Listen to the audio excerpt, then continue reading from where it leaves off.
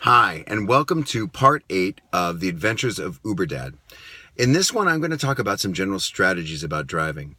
It's pretty simple to drive for Uber. You open up the app, you go online, it gives you an address, you pick somebody up, and you take them to their destination, drop them off, and so on.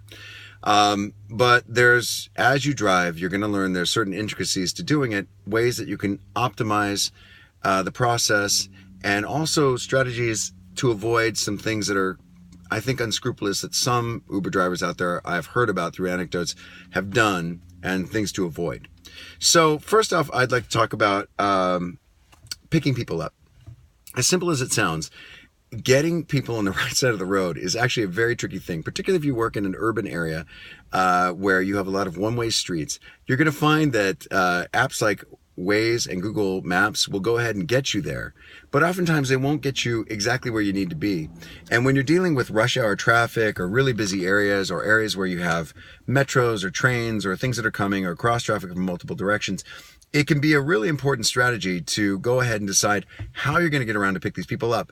Why, you may ask? Because at the end of the day, a ride is a ride. Well, one thing you need to know is that you're not getting paid for the time that you're traveling to the rider. And this is something that I'll get into a little bit later about whether or not to take a ride, because you do have to consider the travel time to get to someone. So when you're in a busy urban area where it can be difficult to move a block or two, it is something to really consider how you're going to get there. I do find that Waze and Google Maps aren't always the best at showing you exactly where on the road these people are.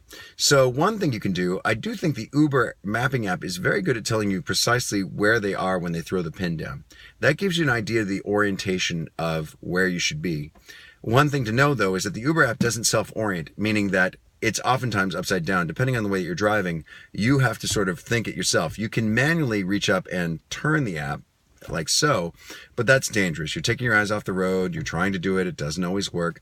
So generally I find that using the navigate button to get me there via Google Maps or Waze is good enough to get me within the vicinity, and whenever I'm within, say, a block or two, I'll go ahead and start using the Uber app. It doesn't update quite as quick as the Waze or Google Maps. It's not as smooth, but as long as you're paying attention to street names and the number of streets you pass before you make a turn, it should work well. Now, the thing is, look at where they are on the Uber map, because when you drive, you want to make sure that if it's a one-way street or they're on the other side of the street, it might make sense to go ahead and turn a block before and come around the block. If it's going to be an elaborate move around, you may want to go ahead and tell your rider what you're doing, just because sometimes they can track you. Well, they do track you on the Uber app, and sometimes when it's working, they can wonder what's going on, if you're driving past them, if you've canceled the ride.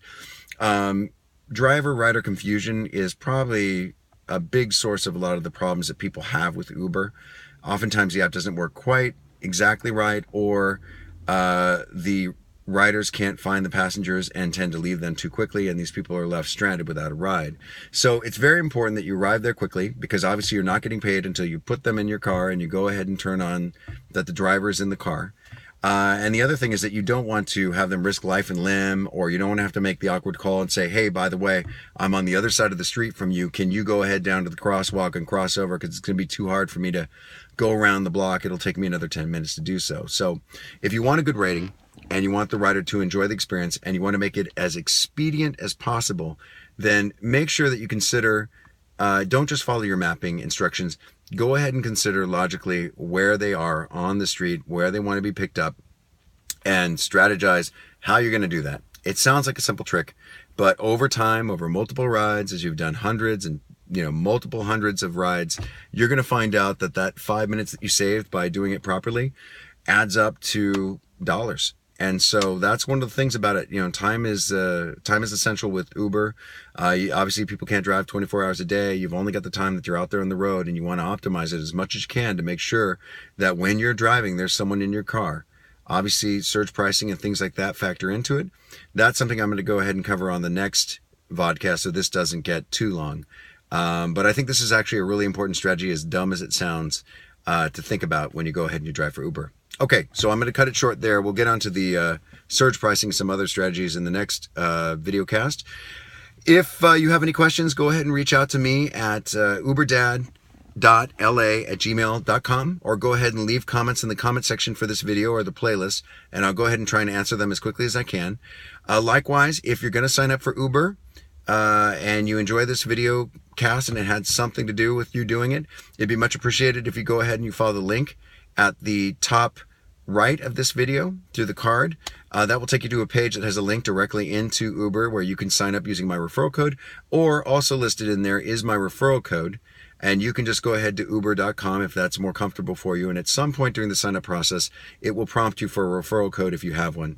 If you put it in there, I'll go ahead and get a cash payment, as will you at some point after you start driving. So it's a nice way to make money in addition to just driving your car for Uber. Okay, well, I appreciate your time and looking forward to seeing you on the next video. Okay, talk to you soon.